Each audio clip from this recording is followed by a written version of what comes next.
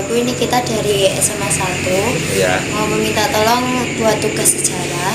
Itu mau mewawancarai makam Bupati Mertohadi Negoro. Negoro. Sing ditanya nih. Jadi kita mau tanya beberapa pertanyaan. Ya. Awalnya niku bagaimana sejarah Bupati Mertohadi Negoro niku Jadi nggih, bupati nggih. yang pertama sejarah Mbak. Tahun 1837 ya. 37 kan Ponorogo waktu apa ada perparangan di Ponegoro Bu, ya, di Ponegoro ya. Ponegoro terus Bupati Kota Lama itu sing Suryo Diningrat II kan meninggal. Terus di apa pemerintahan Belanda niku itu menyuruh Bupati yang Mertonegoro niku jadi Bupati Ponorogo. Yang sebelumnya Bupati yang Mertonegoro kan Bupati Caruban. Kan terus Bupati yang Mertonegoro kan ada keturunan dari yang Bathara Katong sama yang Jarono Pulung. Dari Pulung.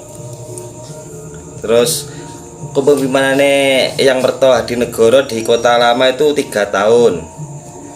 Setelah 3 tahun Bupati yang Mertonegoro itu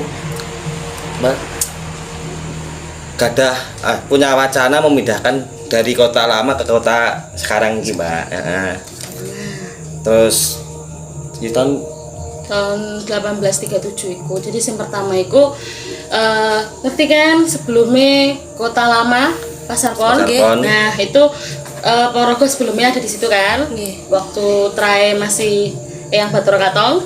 Nah, terus sampai yang terakhir itu Bupati yang terakhir ke-13 itu yang Suryo Diningrat II. Setelah meninggal kan udah habis keturunannya dari yang Bathara Katong. Yang Mertonegoro ini menikah dengan putra dari putri dari putrane Eyang Suryo Diningrat II itu. Sedangkan Eyang Mertonegoro sendiri masih keturunan dari Eyang Jayangrono II Bupati Caruban. Bupati Caruban itu putra dari Eyang Jayangrono I yang ada di Pedanten atau Pulung. Gitu. Jadi masih ada Trah Katong sama Trah Jayangranan. Itu tokoh masyarakat yang berperan penting dalam babatnya Ponorogo gitu. Akhirnya Eyang Mertonegoro ini dijadikan bupati, terus punya wacana kan kata Belanda harus gimana ya, sempat ada peperangan di Ponorogo itu, terus kehilangan banyak tokoh publik. Akhirnya Eyang Mertonegoro ini boyong dari Kota Lama ke Kota Tengah, tapi cuma 3 kabupaten aja yang dijadikan satu. Sebenarnya kan waktu masih ada di Pasar Pon sini kan ada Kabupaten Kota Lama kan, terus Wetan itu biasanya, terus Kabupaten Pedanten, terus Kabupaten Sumoroto sama Kabupaten Polorjo. Yang bisa disatukan cuma 3 kabupaten. Yang Sumoroto itu bergabungnya setelah beberapa tahun lagi baru bergabung. Itu perpindahan dari Kota Lama ke Kota Baru di tanggal 1 Suro 1837 itu boyongnya dari Kota Lama ke Kota yang baru gitu. Oh, berarti awalnya Mertohadi Negoro niku Bupati Caruban. Iya, karena Ponorogo ada konflik waktu dulu. Terus banyak tokoh-tokoh pentingnya yang meninggal. Akhirnya dicarilah yang pas, ini kira-kira yang mana. Terus akhirnya ketemu Eyang Mertonegoro itu karena masih ada Trah Jayangrono sama Trah dari Bathara Katong gitu.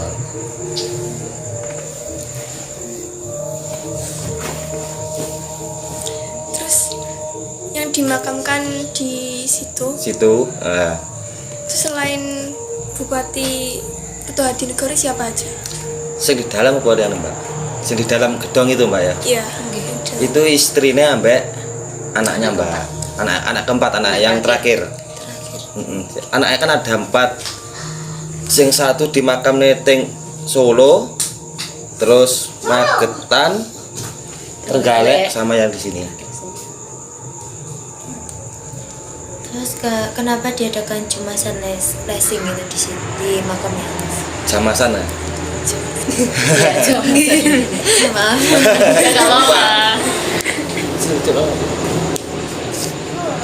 Itu kayak anu mbak, bersih desa lah kayaknya. Sebetulnya kayak buat anu itu kan lessing kan itu kayak selabunya itu dah mbak, tutupnya buat di anu syariahnya itu dah.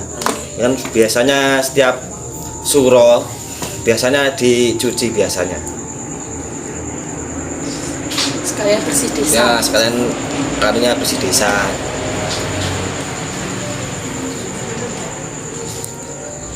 Selanjutnya, bagaimana prosesi kegiatan Jumasan Lengsi di makam Mertonegoro? Proses ini ya seperti anu mbak, biasanya jam tengah malam dicuci kan sampai nunggu terus dijemur nunggu sampai keringnya sampai pagi baru dipasang lagi. Jadi enggak dicuci ditinggal enggak, jadi ini dicuci terus ditunggu sampai dilek lah mbak, rasanya dilek sampai pagi sampai keringnya itu pokoknya baru dipasang. Berarti tengah malam gitu, Ya Pak? tengah malam biasanya malam lah, tengah malam sampai pagi.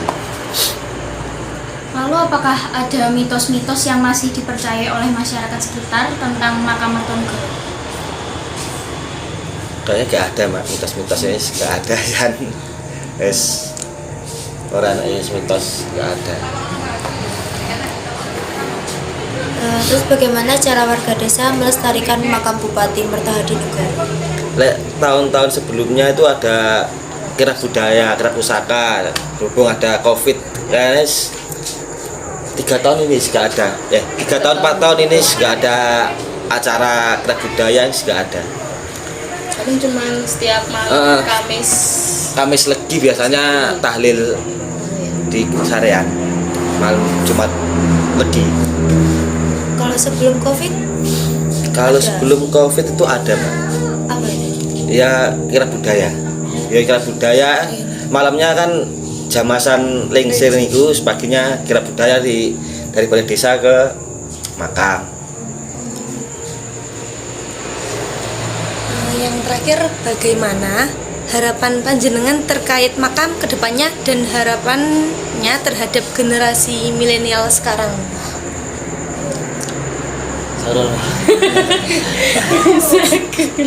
Ya harapannya anu mbak, pada sing kaum milenial saiki nek iso ya belajar lah. Pada aku jadi belajar mbak, ben ngerti sejarahnya Ponorogo ki piye, kabeh ben pada ngerti kan.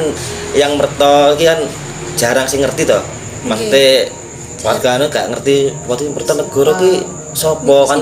Nah kan jarang sing ngerti wong kancaku kerja barang iki masa ning kono makam bupati pertama aku gak ngerti jane mbak. Tapi akhir-akhir iki wis padha lekas wis ngerti sing ziarah anu kaya kirab pawai bedol pusaka malam itu wis lekas tahu lah lek di sini tuh ada makam bupati pertama. Dulu sebenarnya tajuk ini pernah disediakan sebelum pemilihannya di alun-alun itu. Pemilihan yang pertama itu pemindahan kotanya ada di sini, tapi karena Belanda nggak setuju kalau di sini kan jalur perdagangan itu nggak pas lah. Jadi kalau Belanda itu punya pilihan akhirnya jatuh di Kelurahan Mangkujayan. Kalau Mangkujayan kan dari segi ekonomi perdagangan jalur Pacitan, Wonogiri, Madiun, Trenggalek kan lebih dekat lah dari jalur perdagangannya strategis gitu loh. Jadi akhirnya nggak jadi di sini, akhirnya di Mangkujayan. Gitu. Berarti masih zaman Belanda nggak? Iya. Belanda. Dulu waktu masih zaman Belanda. Lek tinggalane yang Mertonegoro niku anu mbak, bangun masjid sing Kidul Sasana Praja lho mbak. Masjid Suranatan. Ya. Nah, Desa Sang Praja itu ising bangun alun-alun, bangun Masjid Agung itu. Terus penghijauannya ya sing nandur tasem sak Ponorogo iki programnya yang Mertonegoro. Jadi penghijauan. Penghijauannya yang pertama. Terus pos pengamanan setiap perempatan kan ada sing gardu gerdon gitu loh. lah arane gerdon iku terus kayak pasar untuk perekonomian yang paling menggerakkan kan pasar dulu, ada pasar Tambak Bayan, pasar alun-alun, sama pasar Tajuk gitu. Pasar Tajuk iki nggone sing ndi sing urung Benayan. Nah biyen iku kantore iku SMP 1 lho Mbak, kantor pemerintah sampai 1 soalnya kita SMP 1 ya. Terus kejaksaannya itu rumah jaksanya sekarang jadi BNI 46. Terus kalau rumah tahanannya masih di situ. Terus bangun rumah sakit juga, rumah sakit lama Jono itu Jaraan. Nah itu jadi setelah kota lama pindah ke kota tengah itu diikuti dengan sarana dan prasarananya, bangun masjid, terus penghijauan itu dari segi ekonomi, bangun pasar, terus gerdon untuk keamanan. Jadi fungsinya gerdon kan nggak cuman buat pengamanan orang-orang aja, tapi kalau mau istirahat, misal ya kan kalau orang-orang dulu kan perjalanannya panjang ya, jadi buat istirahat bisa. Dan iya jalan anyar lho Mbak. Running gerdon.